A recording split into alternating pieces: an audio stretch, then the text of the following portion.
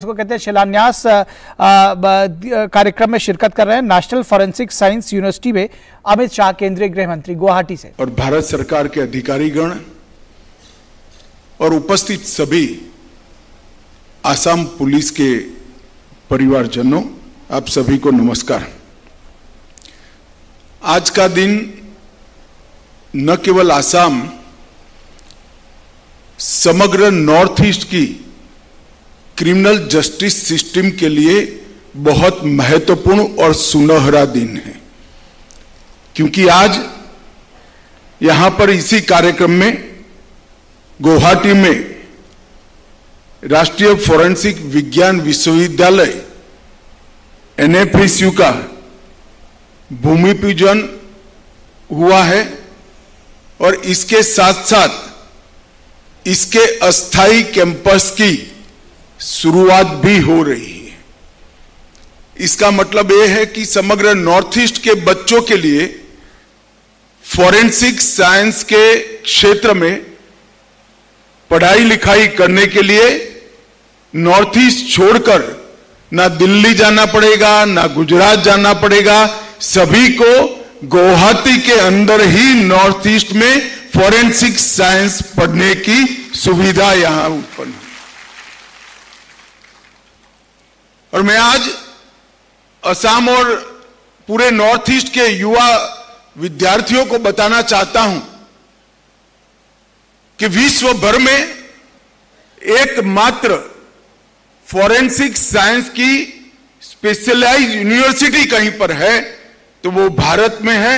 और आज से विश्व भर की वो स्पेशलाइज्ड यूनिवर्सिटी आपके नॉर्थ ईस्ट में, आपके गुवाहाटी के अंदर स्थित है। वो आप सभी के लिए बहुत बड़ी सुविधा खड़ी करने वाली है।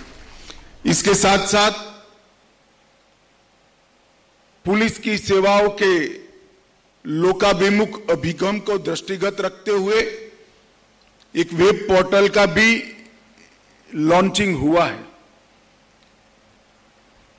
और फॉरेंसिक साइंस का न्यायिक दृष्टि से कई जजमेंट की मीमांसा करते हुए जुडिशरी में फॉरेंसिक साइंस का अप्रोच और जुडिशरी का फॉरेंसिक साइंस के उपयोग का अप्रोच, वो दोनों के बीच में सेतु बनने वाला एक विद्वतापूर्ण पुस्तक डॉक्टर JM व्यास ने लिखा है। इसका भी आज यहां पर विमोचन हुआ है। तो एक प्रकार से ये तीनों महत्वपूर्ण कार्यक्रम आज यहां पर संपन्न हुए हैं। मित्रों, आज भारत के महान स्वतंत्रता सेनानी रास बिहारी बोस का जन्मदिन है। इस अवसर पर श्री रास बिहारी बोस के देश के लिए आजादी की लड़ाई में किए हुए योगदान और अनेक तत्कालीन समय के युवाओं के प्रेरणा स्रोत बनकर आजादी की लड़ाई को गति देने का उनका जो जीवन कार्य रहा, उसको मैं यहां पर प्रणाम कर उनको याद कर मेरी बात की शुरुआत करना चाहता हूं। मित्रों, आज गुवाहाटी में NSFU का दुनिया में गिनो तो 11वां और देश में गिनो तो 10वां केंद्र स्थापित हुआ है। मैं मुख्यमंत्री जी का धन्यवाद करना चाहूंगा कि उन्होंने 50 एकड़ जमीन इस फॉरेंसिक साइंस यूनिवर्सिटी के लिए दी है, जिस पर एक आधुनिक से आधुनिक फॉरेंसिक साइंस यूनिवर्सिटी का विद्या केंद्र यहां पर बनेगा। इस पर केंद्र की मोदी जी के नेतृत्व की भारतीय जनता पार्टी की सरकार लगभग 500 करोड़ रुपए का व्यय कर 3000 से 5000 छात्रों की ग्रेजुएट और पोस्ट ग्रेजुएट की पढ़ाई लिखाई की व्यवस्था यहां पर करेगी।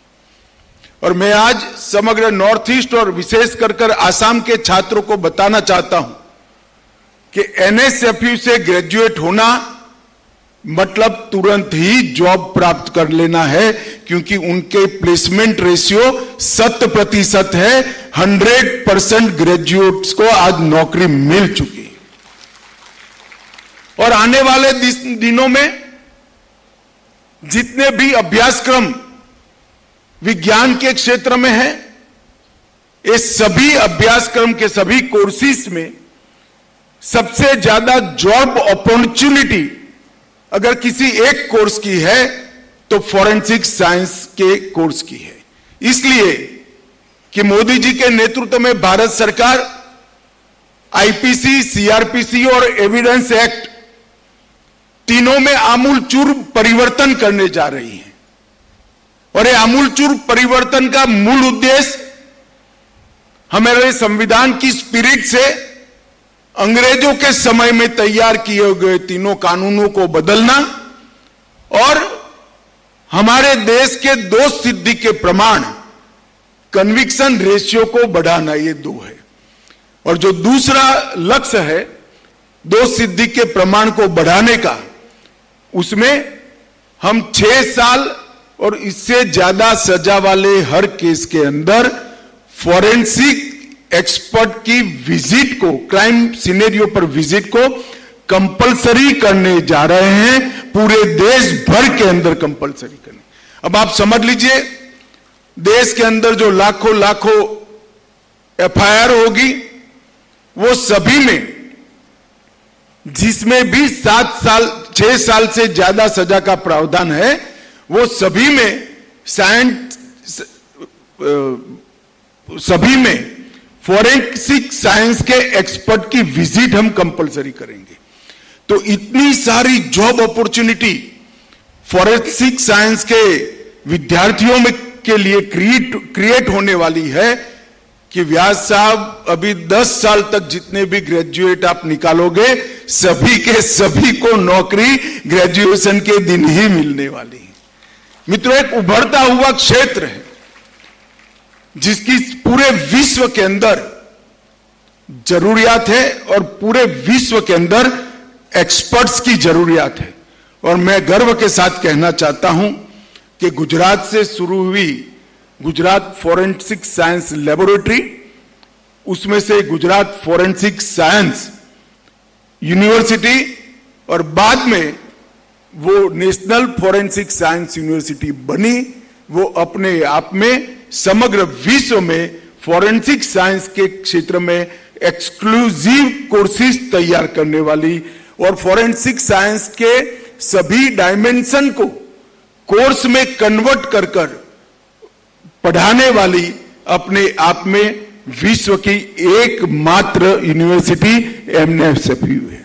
और आज इसकी शुरुआत यहां पर होने जा रही। इसका फायदा न केवल असम और नॉर्थ ईस्ट को मिलेगा, बांग्लादेश, भूटान, ब्रह्मदेश, नेपाल, इंडोनेशिया, ढेर सारे देश की पूर्वी सीमा से सटे हुए देशों को भी इसका फायदा होगा, क्योंकि आज नेशनल फॉरेंसिक साइंस यूनिवर्सिटी अनेक देशों के साथ एमओयू कर वहां की पुलिस को भी, वहां की न्यायिक प्रक्रिया को भी और वहां की प्राइवेट इंडस्ट्रीज के ऑफिसर को भी ट्रेनिंग का काम ऑनलाइन और फिजिकल दोनों तरह से कर रही है। मित्रों, ये यूनिवर्सिटी अपने आप में एक परिपूर्ण यूनिवर्सिटी है जिसका यहां पर आज कैंपस खोलने जा रहे हैं। यहां पर cyber security, digital forensic, artificial intelligence, DNA forensic, food forensic, पर्यावरण फॉरेंसिक और कृषि फॉरेंसिक जैसे कोर्स, अन्य कोर्सों के साथ साथ डबल ग्रेजुएशन तक की पूरी व्यवस्था यहां पर हम करने वाले हैं। और इस शैक्षणिक वर्ष से ही हम 5 फैकल्टी, 5 शैक्षणिक पाठ्यक्रम शुरू करने वाले हैं और आगे जाकर वो 5 को विस्तारित कर 40 अलग अलग कोर्स तक हम पहुंचेंगे। तब जाकर ये आसाम का यूनिट एक परिपूर्ण यूनिट में कन्वर्ट हो जाएगा। मित्रों, एक दृष्टि से देखें तो टोटल पुलिसिंग की प्रक्रिया 3 हिस्सों में बटी हुई है। पुलिस का काम कानून और व्यवस्था का बनाए रखना है, लॉ एंड ऑर्डर की सिचुएशन को कंट्रोल करना है। दूसरा क्राइम के इन्वेस्टिगेशन का है, और तीसरा काम न्याय तंत्र का है कि जिसको इसकी न्यायिक मीमांसा कर कर दोषित को सजा करनी है। अब ये तीनों प्रक्रिया में आज के जमाने में फॉरेंसिक साइंस का महत्व बहुत अहम है। जैसे अभी सीएम असम ने बताया, अब 3rd डिग्री का जमाना नहीं है। 3rd डिग्री कर भी नहीं सकते, करनी भी नहीं चाहिए, परंतु फॉरेंसिक साइंस के अलग अलग विधाओं का उपयोग करते हुए आप स्थिति ही ऐसी ला दीजिए कि 3rd डिग्री करने की जरूरत न पड़े। साइकोलॉजिकल प्रोफाइल, फिंगरप्रिंट्स, ढेर सारे ऐसे तरीके, वैज्ञानिक तरीके हैं जिसके आधार पर कोर्ट दोषी को सजा कर सकती है। जब गवाह मुकर जाने के बहुत बड़े प्रॉब्लम खड़े होते हैं, तब पुलिस आज तो कोर्ट में लाचार बनकर खड़ी रहती है, मगर फॉरेंसिक एक्सपर्ट की विजिट होने के बाद आपका चालान, आपका चार्जशीट अगर कोर्ट में गया है, तो गवाह के मुकर जाने की स्थिति में, हॉस्टाइल होने की स्थिति में भी पुलिस दोषी को सजा करा सकती है। हेमंत जी ने बहुत संतोष व्यक्त किया कि आसाम ने दोष सिद्धि का दर 5% से 14% हुआ है। कन्विक्शन रेशियो 5% से 5 to 14% तक इंक्रीज किया है। बहुत अच्छी बात है। 5% से 14% मतलब 300%, तो बहुत अच्छा इंक्रीज है, मैं भी मानता हूं, परंतु हमारा लक्ष्य 85% से नीचे नहीं होना चाहिए, और अगर ये मजल काटनी है तो फॉरेंसिक साइंस के बगैर नहीं हो सकता।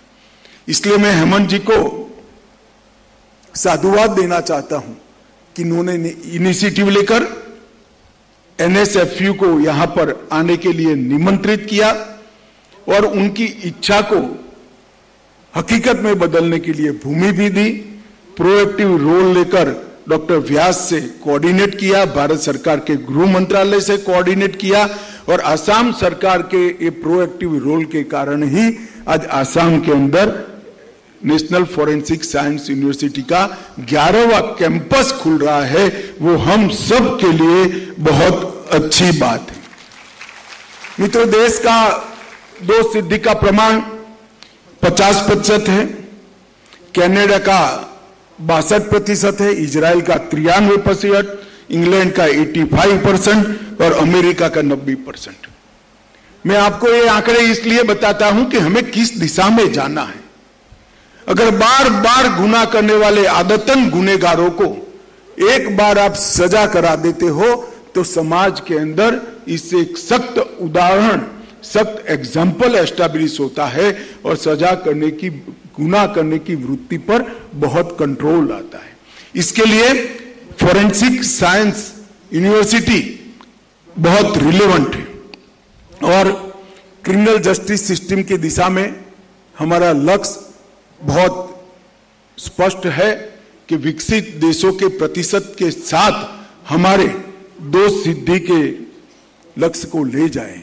इसलिए देश भर में मोदी जी के नेतृत्व में भारत सरकार नेशनल फॉरेंसिक साइंस यूनिवर्सिटी का जाला बुनना चाहती है, जिससे नेशनल फॉरेंसिक साइंस यूनिवर्सिटी के माध्यम से फॉरेंसिक एक्सपर्ट देश भर की पुलिस को और देश भर के न्याय तंत्र को उपलब्ध हो, और कानूनी बदलाव कर 6 साल से अधिक सजा वाले सभी मामलों में फॉरेंसिक जांच को हम अनिवार्य करना चाहते हैं। इसके साथ साथ हर जिले में फॉरेंसिक मोबाइल जांच फैसिलिटी भी करना चाहते हैं। और मैं हेमंत जी से आज निवेदन करूंगा कि भारत सरकार की एक स्कीम है, हेमंत जी, लिमिटेड बजट वाली स्कीम है। आपकी जो आदत है स्फूर्ति की, त्वरा कर आप मोबाइल फॉरेंसिक की स्कीम को आपके यहां ले आइए। इससे यहां बहुत फायदा होगा आसाम के दोष सिद्धि को बढ़ाने में। और इस लक्ष्यों के लिए हमने 4 स्तरीय स्ट्रेटेजी बनाई है। एक तो फोरेंसिक के इंफ्रास्ट्रक्चर को मजबूत करना, सभी राज्य सरकारों को साथ में रखकर राज्य स्तर की फोरेंसिक लैब को एकदम अपग्रेड करना, आधुनिक बनाना, क्षेत्रीय फोरेंसिक लैबों का निर्माण करना और इसके साथ साथ डिस्ट्रिक्ट लेवल पर मोबाइल फोरेंसिक लेबोरेटरी को चलित अवस्था में रखना, जो क्राइम की जगह पे जाकर एविडेंस को एकत्रित करेगी। फोरेंसिक विशेषज्ञों का मैन पावर तैयार करना, ऊपर का काम राज्य सरकार और केंद्र सरकार का है इंफ्रास्ट्रक्चर मजबूत करने का, और फोरेंसिक विशेषज्ञों के मैन पावर को जनरेट करना, उपलब्ध कराने का काम नेशनल फोरेंसिक साइंस यूनिवर्सिटी करेगी। इसके साथ साथ रिसर्च एंड डेवलपमेंट को बढ़ाना और विश्व भर की आधुनिक से आधुनिक टेक्नोलॉजी को यहां पर जमीन पर उतारना, ये 2 काम भी नेशनल फोरेंसिक साइंस यूनिवर्सिटी को दिए गए हैं। विश्व भर के फोरेंसिक साइंस में होते हुए बदलाव को सातत्यपूर्ण तरीके से NSFU स्टडी कर रहा है और हमारे देश के फोरेंसिक साइंस को विश्व के समकक्ष 2 कदम आगे बढ़ाने के लिए हमेशा तैयार रहता है और R&D की व्यवस्था कर हमारे बच्चों को इस क्षेत्र के अंदर आगे बढ़ने की प्रेरणा भी देते हैं। मित्रों, आसाम के अंदर पुलिस क्षेत्र में ढेर सारा काम हुआ है। मैं सच अर्थ में ये भारतीय जनता पार्टी की सरकार है इसलिए नहीं, मैं हेमंत बिस्वा शर्मा जी को आज इस मंच से हृदय से बधाई देना चाहता हूं कि पुलिसिंग को उन्होंने रिवाइव करने का काम किया है। मोदी जी के नेतृत्व में असम में शांति, विकास और सद्भाव के एक नए युग की शुरुआत हुई। एक और तो भारत सरकार ने समग्र पूर्वोत्तर के अंदर इंफ्रास्ट्रक्चर का विकास और इसके साथ साथ कनेक्टिविटी मेनलैंड भारत के साथ, ये दोनों पर बड़ा बल दिया है और इसके साथ साथ जितने भी हथियारी ग्रुप थे सबसे हमने वार्ता की और एक एक एक एक कर सबको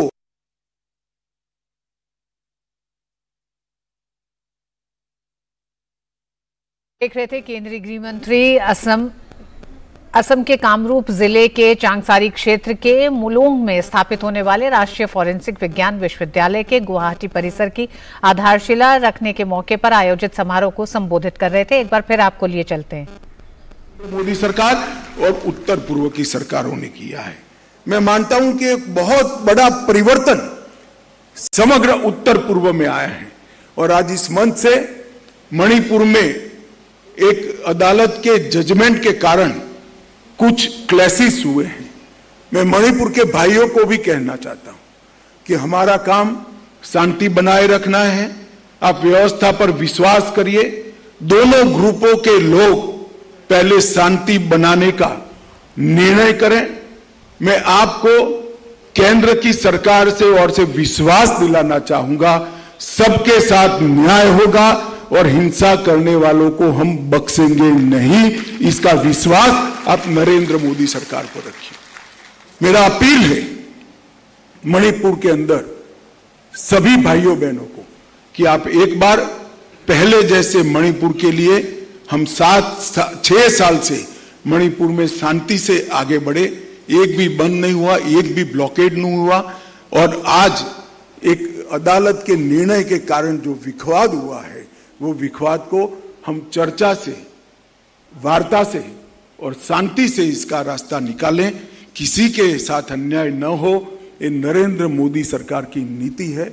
मैं खुद कुछ दिन के बाद मणिपुर जाने वाला हूं और 3 दिन तक वहां रहकर सभी मणिपुर के भाइयों बहनों के साथ बात कर शांति स्थापना के लिए बात करूंगा। परंतु शांति तो मणिपुर के जनता ही ला सकती है। तो मेरा सभी से करबद्ध निवेदन है कि आप अविश्वास की खाई को दूर कर शांति की प्रक्रिया में आगे बढ़िए।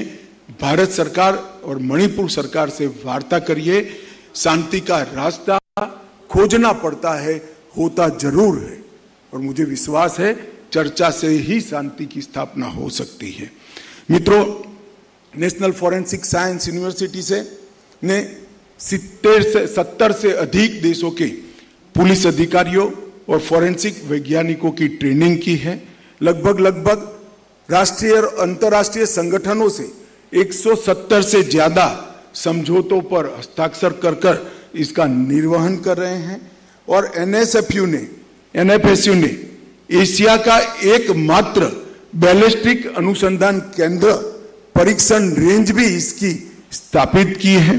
डीएनए फॉरेंसिक साइंस में उत्कृष्टता केंद्र भी एनएफएसयू ने स्थापित किया है। ड्रोन फॉरेंसिक केंद्र की भी स्थापना की है। मनोवैज्ञानिक फॉरेंसिस में भी उत्कृष्टता केंद्र स्थापने की में सफलता प्राप्त करी है। केंद्रीय गृह मंत्री असम के कामरूप जिले के चांगसारी क्षेत्र के मुलोंग में स्थापित होने वाले राष्ट्रीय फॉरेंसिक विज्ञान विश्वविद्यालय के गुवाहाटी परिसर की आधारशिला रखने के मौके पर आयोजित समारोह को संबोधित कर रहे थे। इस मौके पर गृह मंत्री ने कहा कि पूर्वोत्तर और असम के लिए आज सुनहरा दिन है। देश की पूर्वी सीमाओं से सटे देशों को भी फॉरेंसिक साइंस यूनिवर्सिटी का लाभ मिलेगा। 300 करोड़ रुपए की अनुमानित लागत से स्थापित किए जाने वाला